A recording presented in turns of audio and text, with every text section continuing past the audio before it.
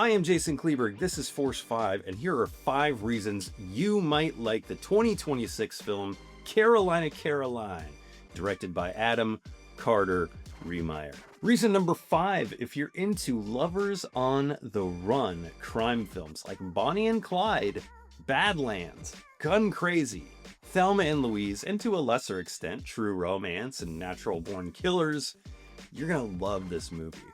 Things start as Oliver, a young con artist drifter, tries to pull a scam at a gas station in the middle of nowhere in Texas, and Caroline, who's stocking the shelves, she's not falling for it.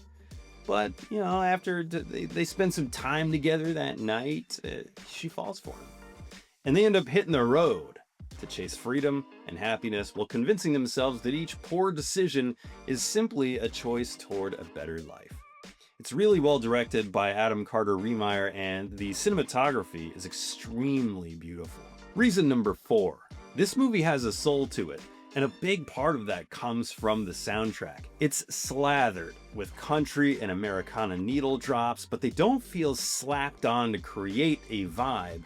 Instead, they feel built into the world, and they give the story this melancholy, lived-in quality. It's almost like the whole movie is taking place inside of an old country song about good love, bad luck, and people who keep running even when they know the road is coming to an end. Now, I'm not a fan of country music. It's literally not something I listen to, completely not my vibe. But I'd be lying if I said I didn't add Jason Isbell's Cover Me Up and Chris Stapleton's Parachute onto my film playlists afterward. The soundtrack, the whole soundtrack is really, really good. Reason number 3, there aren't many supporting characters in this film. It's really a two-hander for most of it. But there is one scene featuring Kyra Sedgwick that is an absolute gut punch, and it really hits hard because of the performances of Samara Weaving and Kyra Sedgwick. A slight spoiler here, but the reason that the movie is called Carolina, Caroline is because Caroline wants to go to South Carolina to find her mom, who left when she was really young, and at some point she catches up to her in this bar. Now, you can guess that just seeing your mother after so long would be emotionally taxing, but the conversation does not go the way that either Carolina or I imagined it would. And the reason it's so powerful is because of the acting in this scene by everybody involved. Just an insanely poisonous scene. So good. If you like Force 5 and you're not subscribed, now is a good time to do so. Consider subscribing and hitting that like button. It really helps me out. It really helps the show. Reason number 2.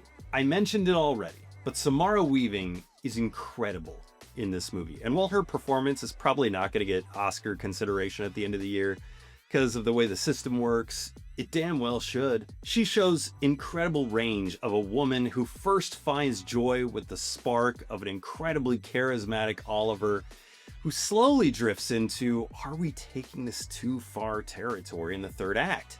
The scene in the bar I mentioned is extremely powerful, but there's also a moment where things get really out of control for the couple, and the sheer fear Samara Weaving displays is really dazzling. Reason number 1, the main reason this movie works is the chemistry between Samara Weaving and one of my favorite actors right now, Kyle Gallner. When I started the movie, I figured I'd be seeing this old school crime romance film like those I had mentioned earlier, but to my surprise, I cared way less about the crime aspect of the film than I did the love story.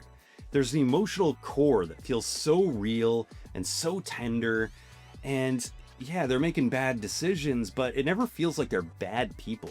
In fact, they rarely hurt anyone physically during their crime spree, and when they do, in a few very unfortunate situations, you can see that it weighs on both of them. Both actors are incredible in this film, to the point that, well, you know they aren't going to outrun their consequences due to the first scene in the movie, which, by the way, I think was the only real misstep here. I think that scene should have been edited out completely. You still sit there hoping that you imagined that at the beginning of the movie. Side note, I'd totally run away with Kyle Gallner if he came into my work and scammed it out of $10. If you're down for a road movie with a surprisingly tender heart to it, give Carolina, Caroline a shot. If you've seen it already, what did you think of it? And what's your favorite Lovers on the Run film? Let me know in the comments below. And if you have a movie that you think I should see, email me at force5podcast@gmail.com.